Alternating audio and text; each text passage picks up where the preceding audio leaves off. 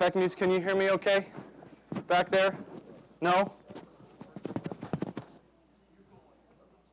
How about now? Getting better? Okay. Sounds good, thank you. Good morning, everyone. We'll go ahead and get started. It's about 9:30, so thank you for being here this morning. Before we get started, I was just going to share a few announcements as we're heading into a holiday week. Our family ministries programming next Sunday will be off, so there won't be Sunday school, middle school, high school, but Pastor Bill is prepared to be here to teach, so if you're here next Sunday and have the time and want to come down for our Bible class, it will be happening. So despite what you might hear about family ministries stuff not happening, this class is. And we'll handle Christmas as we get closer to that, because I'm not sure exactly what's up. Yeah, Dan? Wednesday night will be off. We won't be meeting on Wednesday night. Just to clarify, Wednesdays will more closely follow the family ministries seasons and rhythm. Sunday morning, if we're able to meet, we likely will, but we'll let you know on a holiday-by-holiday basis. So next Sunday we are on. Another thing I wanted to mention, our family ministries team, the kids have been doing the food shelf challenge.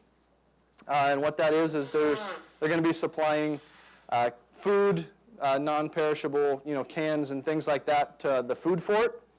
If we can come up with 500 food items, Thrivent is going to match that and donate $500 to the Food Fort ministry, which is wonderful. Lots of our groups engage with Food Fort. So if you think of it, up until November 30th, if you wanted to bring some food items in, it'd be appreciated. Where to? There's a tote in MS3, and there's a tote in the high school room. If for some reason those get moved, you can drop them off at my office, which is just halfway down the hallway off of Meeting Space 3, MS3. Okay, thank you. Up until November 30th, they're running that. So, be advised. I have no idea. I know we just kind of started letting the kids and families know. 500 items? No, please don't. Are you planning to bring 500 items? Please don't. Yeah, you could. Sure.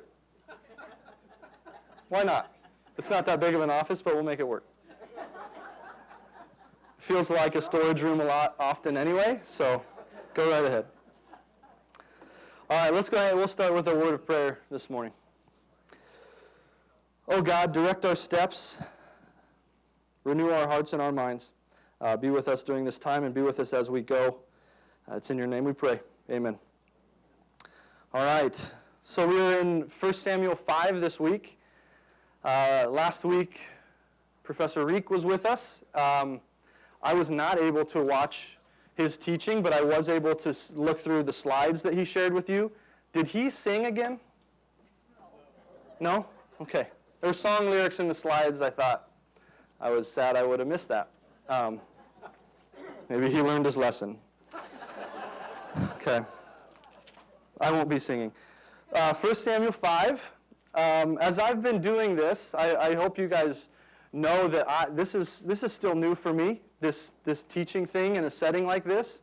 So I consider it an honor and a really great experience to have a room like this where you guys are so gracious and kind to me to let me come and share what I'm learning with you.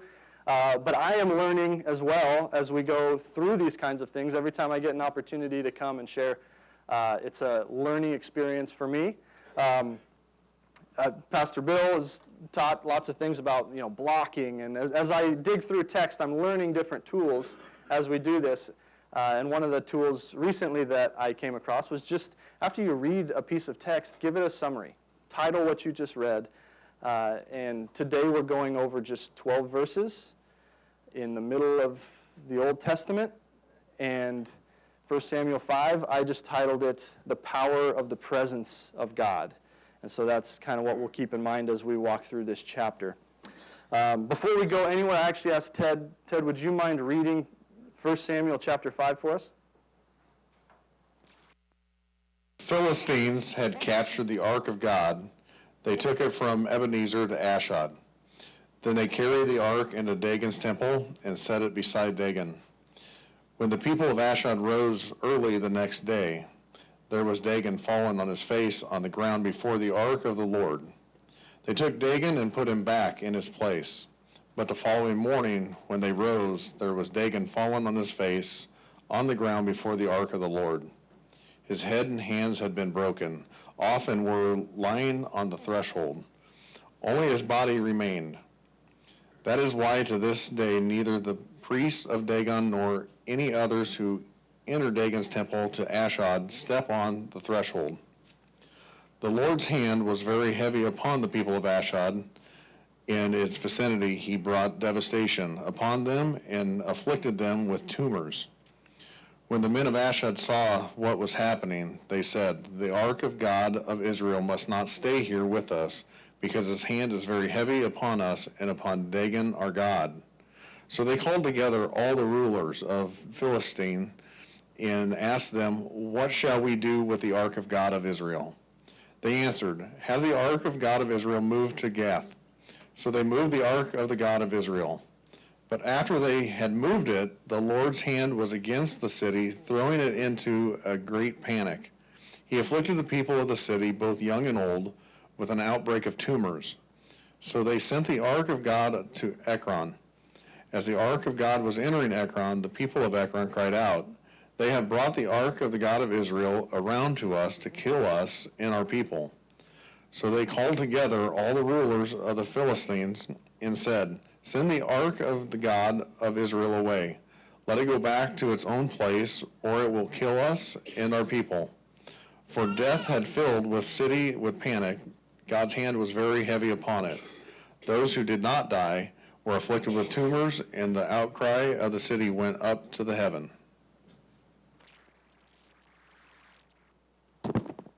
Thank you, Ted. All right, woof. That's kind of a tough chapter. In order to understand it better, I'm just going to review a little bit of chapter 4. Not knowing what Pastor Reek went over exactly, I thought I'd just give a real quick overview because we need it to understand what's happening in chapter 5. So first of all, Israel's tolerating corruption at this time. We have Eli, who is the judge of the time in Israel. We know from chapter 4 that he's getting advanced in years. His eyesight's not great, if there at all. And so a lot of the responsibilities of that office were passed down to Hophni and Phinehas, and we know of great, deep corruption with them. Financial corruption, taking advantage of the women that are coming to offer sacrifices. Top down, bad deal. Lots of corruption in Israel, but Israel as a nation, or people within it, are not rising up to meet the corruption. And so, obviously, bad deal. We see this time and time again in Israel.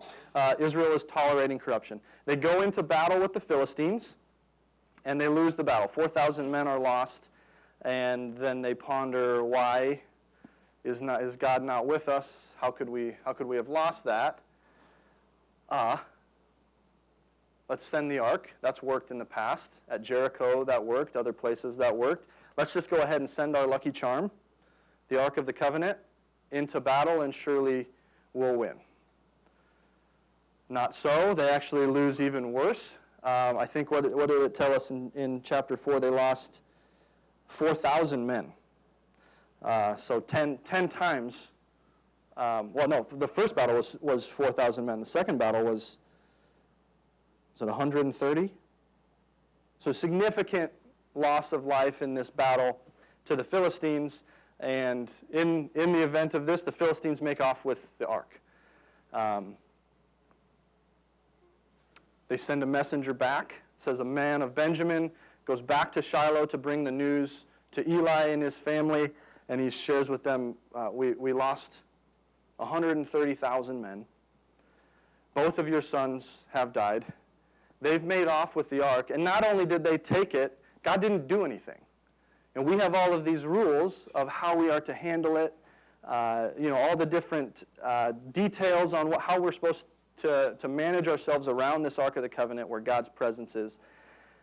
But they just picked it up and took it home, and God didn't do anything. So bad news. Then Eli dies at the news of his son's death and the defeat against the Philistines. Eli's daughter-in-law, Phinehas' wife, dies in childbearing. She bears a son, and rather than rejoicing that there's someone to carry on the line, she says, woe to us. The glory has departed from Israel because of the ark of the Lord is captured. So that's where we are. The ark is now in Philistine hands. And before we dive into chapter 5, I came across this verse this week, and I thought it was pertinent to what we were talking about. Paul says in Romans 15, "For whatever was written in former days was written for our instruction, that through endurance and through the encouragement of the Scriptures we might have hope." And so when we're reading things like this is not just 12 verses in the middle of a history account in the Old Testament. It was written for our instruction, not just our knowledge, not just so that we know a story and can regurgitate what happened historically, but it's there for our instruction. It's a practical tool for us today, and that through endurance and encouragement of those Scriptures, we have hope. So we can see the hope that we have, and I think we see that. Despite the very negative, harsh nature of the story, there's a really beautiful picture of hope in this chapter. Okay. So some of the themes that we see here in chapter 5, first is the ark. Let's just take a moment to talk about what's happening with the ark here. What I've, in several commentaries, I came across just the dynamic that God has seemingly attached himself to the ark of the covenant. He said, "This is, my presence is here." And so we see that across the Old Testament. Where else in the Old Testament do we see God attaching himself to physical things? What's that? The burning bush. Yep. Great example.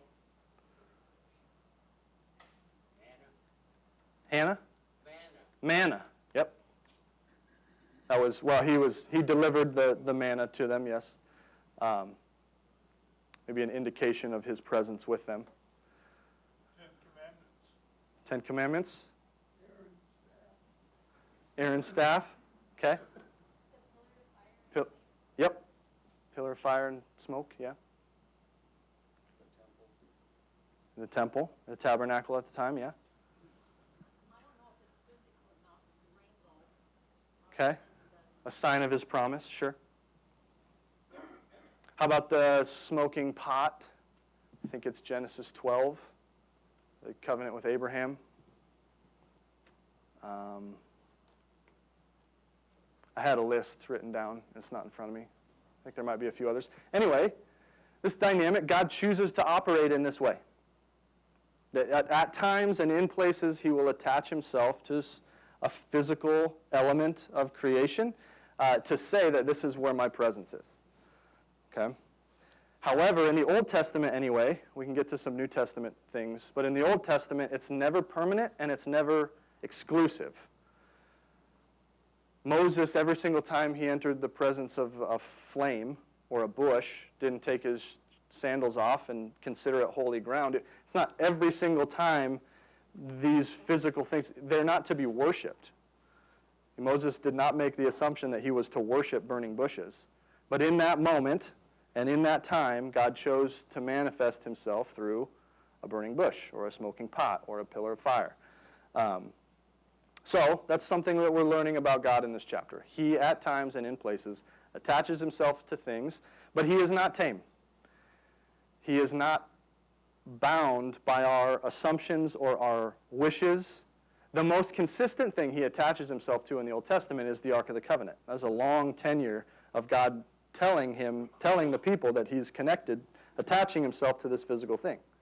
This 4.5 by 2 by 2 gold box, wood box plated in gold. And then in this story, they send the ark in with this assumption. God once attached himself to this thing. We want him to be attached so we can win this battle. Let's send it in there. Whoops. They've made the assumption that God is a tame God. God does what we want, when we want, how we want. Not so. Charlene, yeah.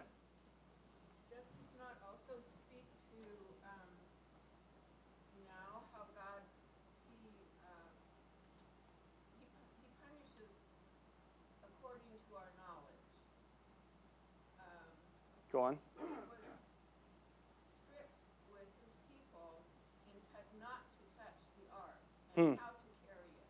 It was not to be on a critter, it was to be on the shoulders of the priests. The Levites, yeah.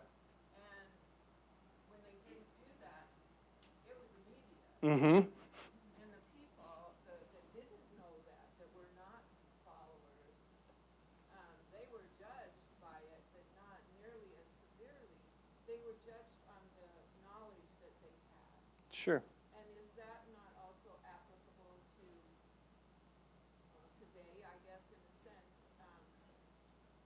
that those of us that know him are more responsible for sharing what we know? Sure. And those that don't, and we may go through the same thing that they do, but not as severely, at least partly because we have his strength in us. Sure.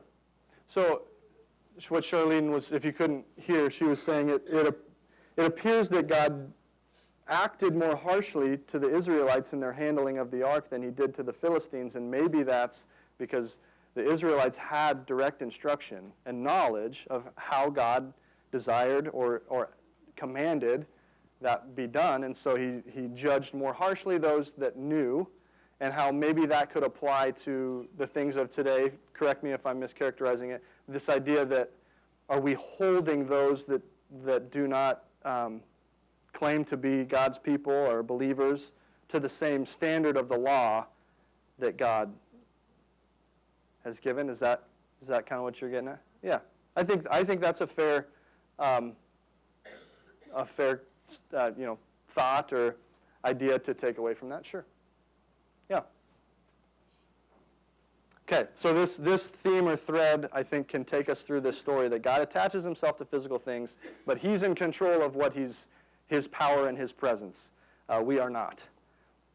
Okay? So then we dive into the story a bit here in verse 2, forgive me. The Philistines took the ark of God and brought it into the house of Dagon and set it up beside Dagon. Dagon, for the city of Ashdod and that temple, he was the corn god. Okay? Did anybody have just a little tingle? Just, whoops. Ah, thank you. You're following. Yes, emojis communicate so much. Yes, does our city happen to worship something? What's our biggest building? It happens to hold 92,000 people. And we fill it for volleyball and football. We're not worshiping corn, but are we worshiping something that's not God? And do we happen to use corn or the husking of it? Anyway, I will leave that there to convict you as you see fit, or yes. Okay, so Dagon is the corn god among many gods for the Philistines. And Paul shares with us in 1 Corinthians 10, I believe, in Ephesians 4, he says that pagan worship is worshiping the elements of creation rather than the Creator.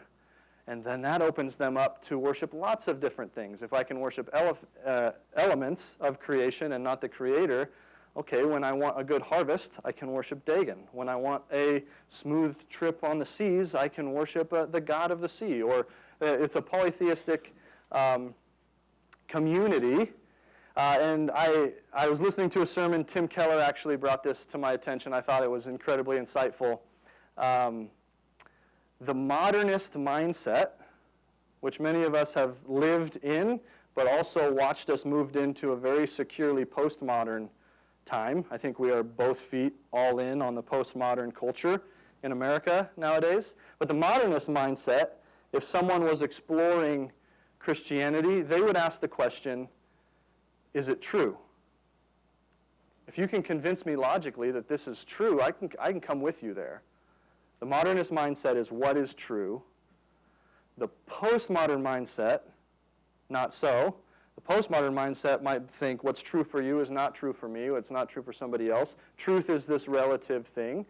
And therefore, the question they ask when they're exploring is, will it work? It's a very pragmatic mindset today. And I think what we can recognize here, postmodern is very pagan. Postmodern is actually not a new thing. It's pretty ancient. And the people of Philistia, the Philistines, does it work? Does Dagon work for me when I need it to work? Does this work for me when I need it to work? Today, they might ask and say, tell me about prayer. I'll pray if it works. I'm not so concerned if it's true or not, but if it works, I'll do it. That's a postmodern mindset, and that's where we are in our culture. So I'd say there's lots of parallels here between what we're seeing in this story and the culture that we currently live in. But if we can just take a look at ourselves or our culture in a grander fashion, what things of creation do we have tendencies to worship other than athletics and what we already talked about? Oh, no, I was Go just- ahead. Yeah, no, whatever. I was gonna say, it's always kind of difficult for me when I'm reading through text, because you always think that there's one God, and our concept is that there's just one God, and the rest are all just made up. But their reference is that the God of Israel is super powerful, so we want to have access to that. Mm-hmm. He's more powerful than the God that we worship. Yep. And in fact, he's being very harsh with our God. So let's move him on out. And it's Yep. like, why wouldn't you want to worship the most powerful God? Why are you settling for like, he's okay?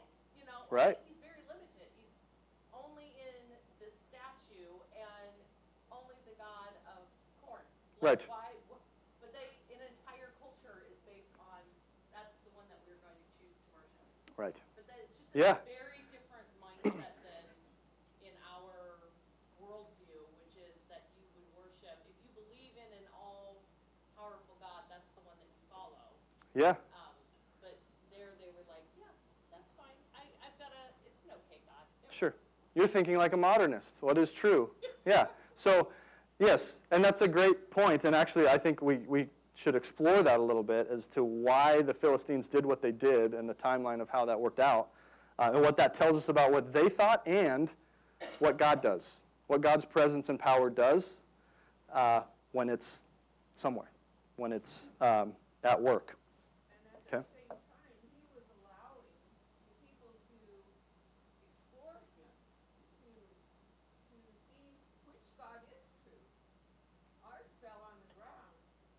You know why? He gave them several opportunities to, I don't know how to say it, Sure. to learn about God. To recognize his power. Sure.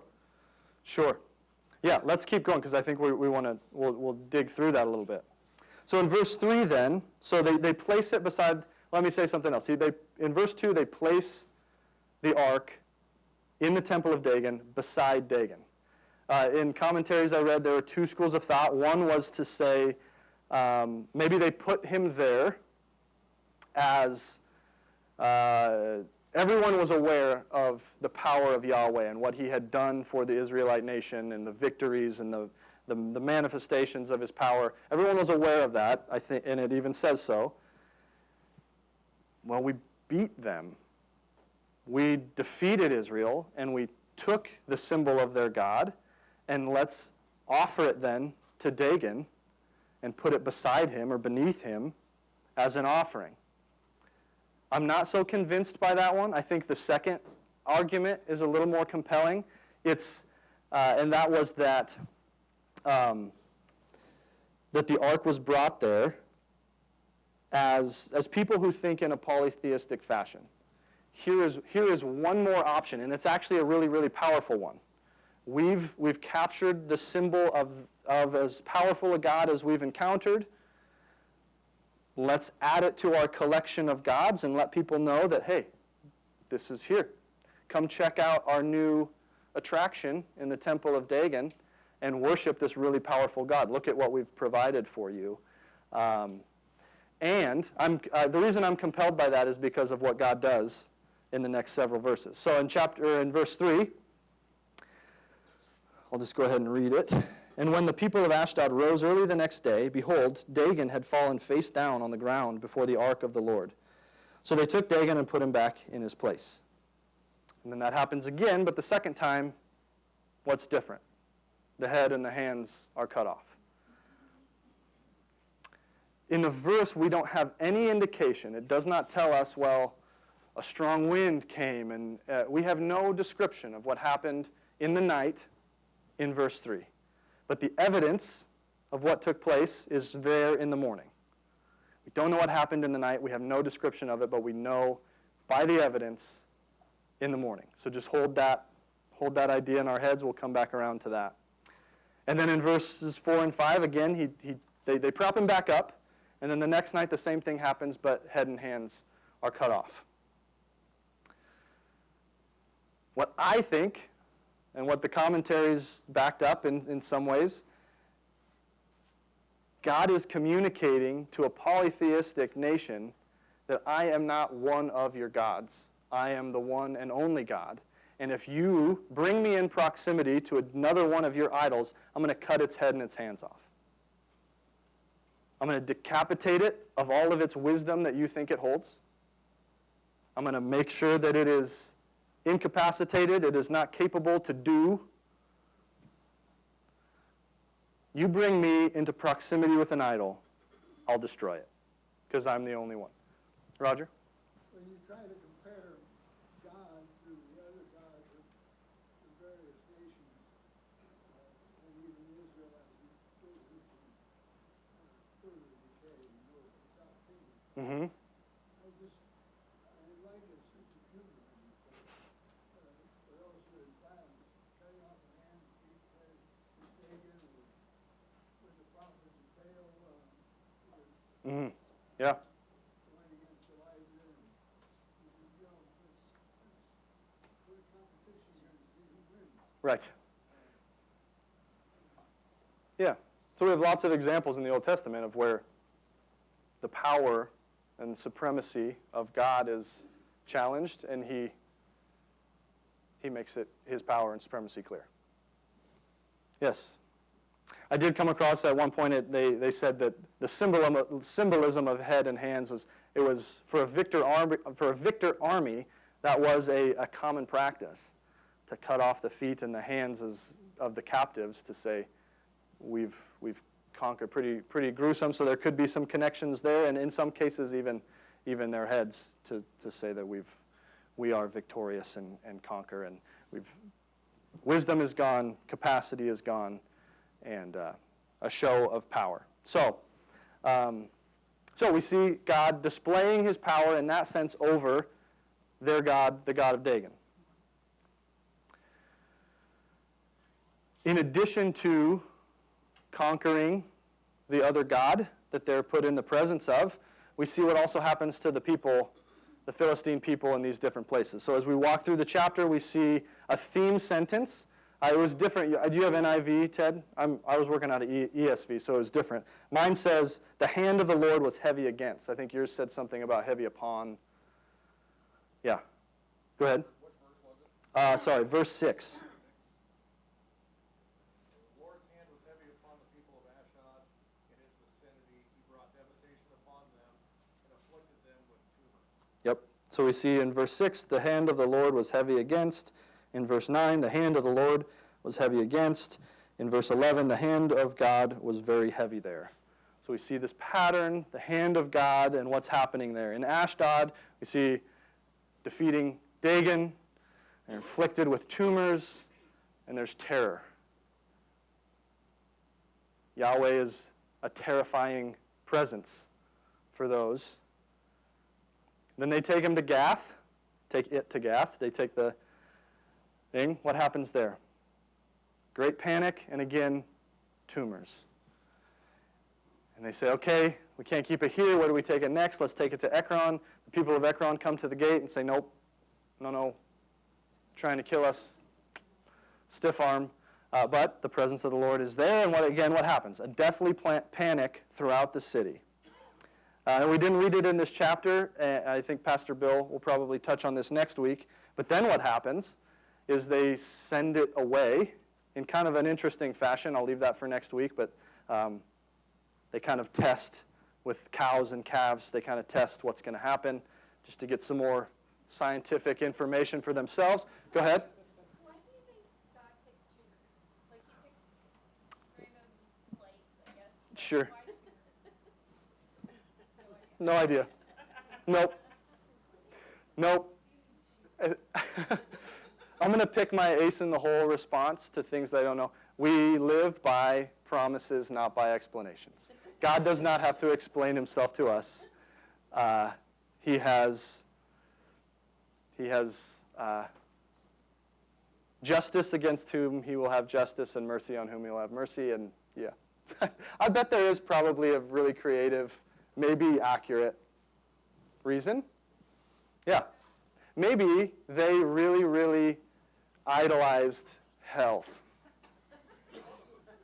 God, like the same way of this, the idol of Dagon, that which, if you bring an idol into my presence, I'm gonna destroy it.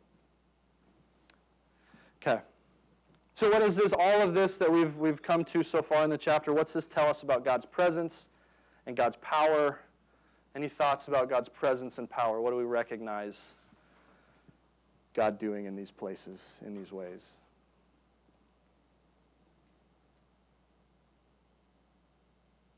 God doesn't play by the rules. Hmm? God doesn't play by our earthly rules. Sure. Yeah. God makes the rules. Yeah. Okay. And just for our mental picture, I threw this up here. I don't know if anyone finds it interesting. There's Shiloh, which is where Eli was. And they went out to Ebenezer in battle. And the people of Aphek came over, and the battle was probably somewhere in there. Then they rushed back to Shiloh. The ark is captured here, and they take it down to Ashdod, then taken to Gath, then taken to Ekron. And from there, it's taken to Beth Shemesh, which we'll see next week, which is probably one of the closer cities to Ekron in that area there. So, if that means anything to you, there you go.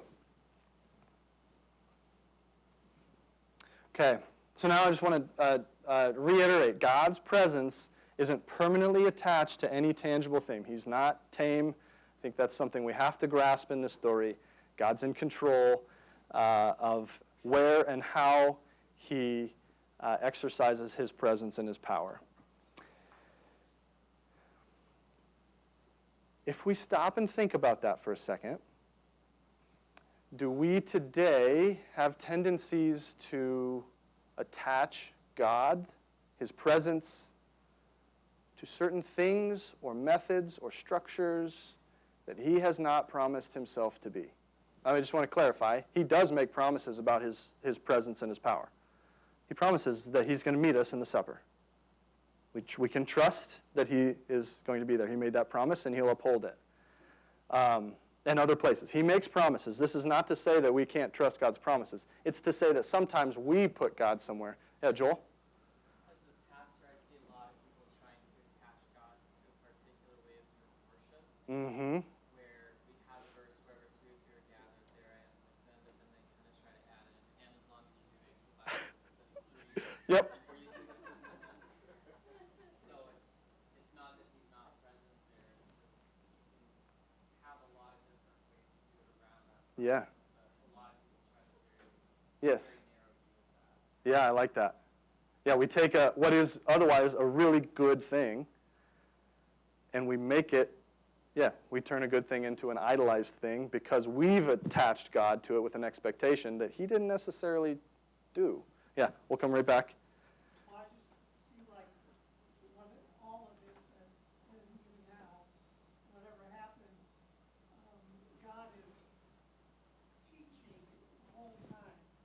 And if those people, whoever's listening will heed these lessons. Hmm. These are examples of, and it's the same thing when things happen. Personally, I know when I should be really looking for what he's trying to teach me rather than lamenting my Circumstances? Yeah, I like that. Yeah. Karina, you were... Well, and ultimately, it's that God will not be mocked. So we tend to, all of us tend to compartmentalize our lives. And so we are like, well, God, get an hour, a solid hour, possibly two on Sunday morning. But that's it. And it doesn't change. And God is asking us, inviting us to be in a relationship with him where every single breath is Yeah. worship to him and a part of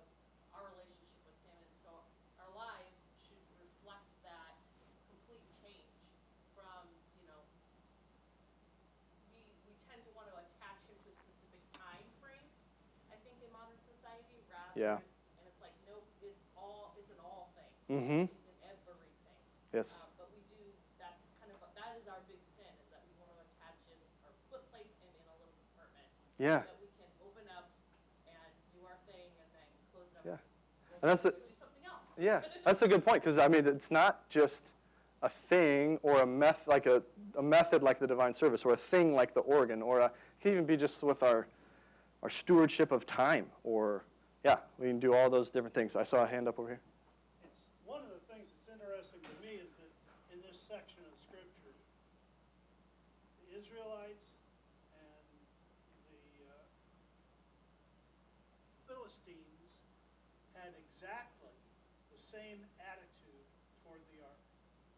To both of them, it was just a lucky charm. Mm, yeah. And the Israelites had the history of knowing where it came from, what it was supposed to represent, but their attitude was exactly the same. The difference, one of the differences was, the Philistines at least figured out there was more to it than that.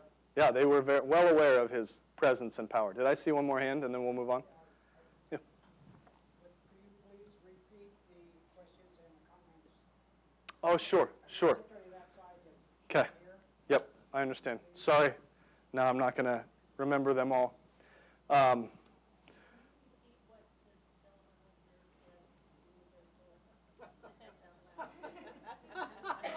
No.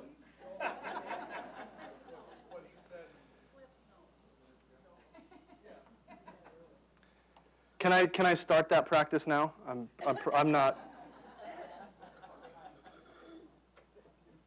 Yes. Well, I think that to summarize this section, what's been said is that we have a unique ability to make idols or attach God to places, things, times, methods, excuse me, that he has not promised to attach himself to. And we recognize that in the Philistines and in the Israelites, in both cases. Yes. So God wants us to trust him and his promises, which he stands by, not structures, methods, times. And actually, I think this gives us immense freedom as Christians in our day in our place in redemptive history, to get to watch where God is working in different things. He's not bound to anything that I say he must be bound to. He binds himself to his promises and places, and he works in his creation because he's in charge. Roger? What he really does over in the Ark of the Covenant is, you think, how does that display itself in the New Testament, is that the Word became flesh and dwelt among us. Roger, you're getting ahead of me. No, that's great. Go on. He has taken himself and made himself present in the Son of Yes. God, Jesus. Yep. Roger's making the Old Testament to New Testament connection to say what's happening with God's presence in the ark. He makes the Word became flesh. In the New Testament, we see that, yes, he does permanently attach himself to the person and work of Jesus. He quite literally is. Not attaching himself, just is. Yeah. Great. Okay, so that now we can look at, okay, where does God's presence always attach itself to? What are some things that God's presence always brings about? And this is where I felt when I was kind of dabbling, felt like I was on thin ice a little bit, but I've gotten more and more confident in my thinking here. God's presence always brings about, or requires, not brings about, but requires total commitment to him and his promises. What was in the Ark of the Covenant? The Ten Commandments, the law. God's presence requires all of you. Holiness, perfection.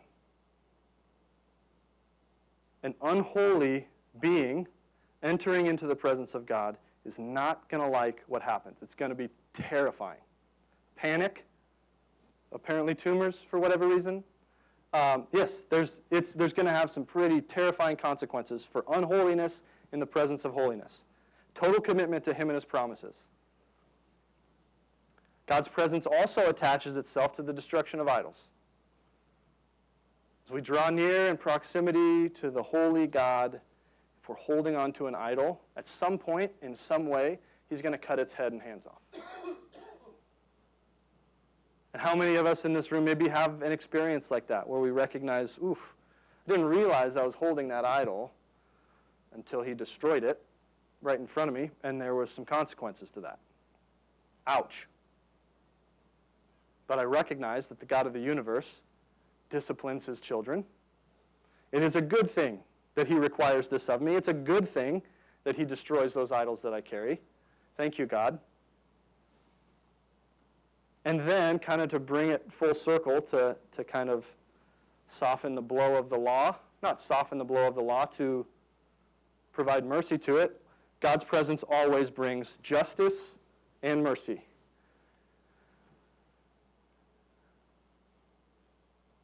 He punishes those who he will punish. He provides mercy to those whom he will provide mercy to. Sin is never tolerated in the presence of God. He will deal with it one way or another, through justice or mercy. Mercy is justice, by the way, but yes. Lynn, you had something to say? In the ark, it had the law, but it also had the pot of manna and the Aaron's rod to remind point. them of his rescue and his mercy since he fed them, Yeah. You see why it's intimidating to teach this room sometimes when they know all of that? Yeah, she's saying that in the ark, in addition to the law, there was also the manna and Aaron's rod and these things that you could, this is, God's mercy was present there as well. So in the presence of God, what's there? Justice and mercy, the law and the gospel. But yeah, just something that's convicting on my heart, that as I desire to draw near to God and I know that he is there and draws near to me, that's a righteous fear, I think. Maybe not righteous isn't the right word. It's a good fear. Terrified of what he's going to do to make me right with him. This side of heaven. Now, God's presence is always attached to, this is Sunday school? Yeah. Okay, Jesus is, Roger's already let the cat out of the bag. Jesus is the permanent bush, tabernacle, smoking pot, pillar of fire, wrestler in the night. There's my list with Jacob. And the ark. He is our New Testament. He is our permanent attachment of God. Yes. And if we remember back in verse 3, remember we didn't have a description of what happened in the night. And in the morning we had evidence of what took place. In the same way, Jesus is glorified in apparent weakness. The ark was taken. People maybe at that time might have viewed that as we defeated Yahweh. We beat the people of Israel. We captured the idol. We brought it back to our place. We put it amongst our gods. We've weakened him, apparently. We've defeated him, apparently. We don't know what happens in the night. And in the morning, he has victory. Jesus, apparently weak, captured, beaten, bruised, killed on a cross, put in a tomb, weak. And in the morning, victory. So we have this kind of gospel narrative, even in 1 Samuel 5 in only 12 verses. Pretty cool. What was hidden in the night is made evident in the morning. So I think just our general theme for 1 Samuel chapter 5, there is no refuge from this really powerful, present, terrifying God, except the refuge that is found in him, in Jesus.